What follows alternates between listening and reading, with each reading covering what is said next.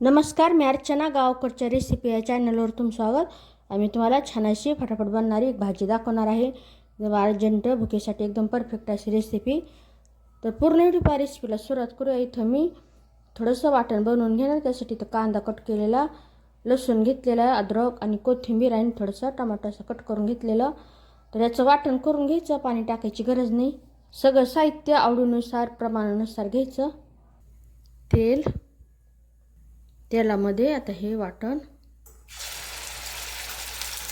व्यवस्थित परतून घ्यायचं. हे कच्चं वाटण आहे त्यामुळं व्यवस्थित असं परतून घ्यायचं. गॅसच्या गरजेनुसार कमी जास्त करायची. यामध्ये हळद, घरगुती मसाला, काळं तिखट व्यवस्थित असं परतून घ्यायचं. वाटण व्यवस्थित परतून झालेलं, बाजूने तेल सुटलेलं. यामध्ये आता गरजेनुसार पाणी टाकायचं. पाणी टाकल्यानंतर व्यवस्थित मिक्स करून घ्यायचं. रस्स्यासाठी चवीनुसार मीठ. गॅसच्याच वाढवायची. आता काही सेकंदातच उकळी आलेली. आता गॅसच्याच एकदम बंद करायची. इथं मी मोठी अशी खारी शेव घेतलेली आहे, जाडसर अशी, आणि पापडी घेतलेली आहे. तर यामध्ये टाकायची, मिक्स करायचं.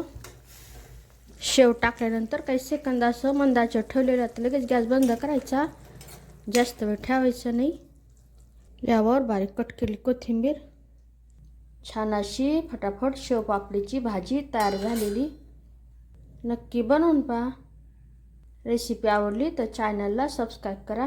चॅनलवरच्या बाकी रेसिपी जी आवडल्या तर त्यांनाही लाईक करा.